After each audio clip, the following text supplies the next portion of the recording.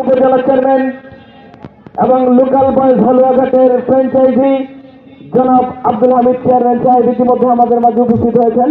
আমরা তাকে আমাদের পক্ষ থেকে স্বাগত জানাই, অভিনন্দন জানাই।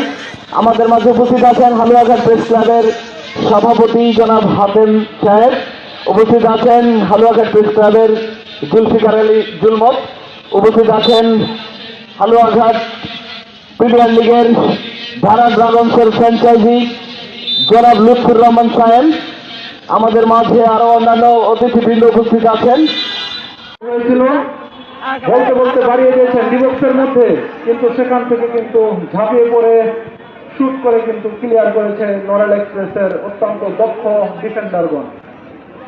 তো যে কথা বলছিলাম, 8টি টুর্নামেন্ট দিয়ে শুরু হয়েছিল, এই 8টি টিম নিয়ে শুরু হয়েছিল এই টুর্নামেন্টটি, যেখানে অংশগ্রহণ করেছিল